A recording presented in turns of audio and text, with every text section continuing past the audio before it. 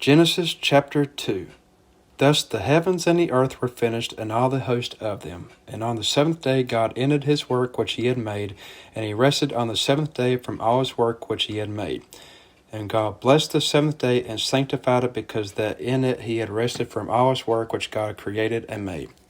These are the generations of the heavens and of the earth when they were created, in the day that the Lord God made the earth and the heavens. And every plant of the field before it was in the earth, and every herb of the field before it grew. For the Lord God had not caused it to rain upon the earth, and there was not a man to till the ground. But there went up a mist from the earth, and watered the whole face of the ground. And the Lord God formed man of the dust of the ground, and breathed into his nostrils the breath of life, and man became a living soul. And the Lord God planted a garden eastward in Eden, and there he put the man whom he had formed. And out of the ground made the Lord God to grow every tree that is pleasant to the sight, and good for food, the tree of life also in the midst of the garden, and the tree of knowledge of good and evil.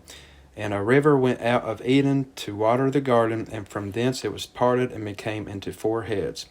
The name of the first is Pison, that is, which compasseth the whole land of Hivlia, where there is gold, and the gold of that land is good. There is bdellium and the onyx stone.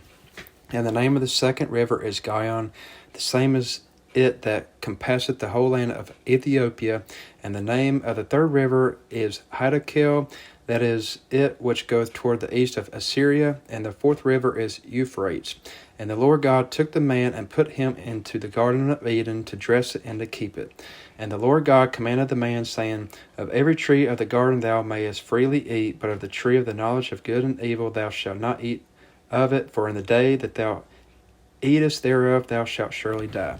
And the Lord God said, It is not good that the man should be alone. I will make him an helpmeet for him. And out of the ground the Lord God formed every beast of the field and every fowl of the air, and brought them unto Adam to see what he would call them. And whatsoever Adam called every living creature, that was the name thereof.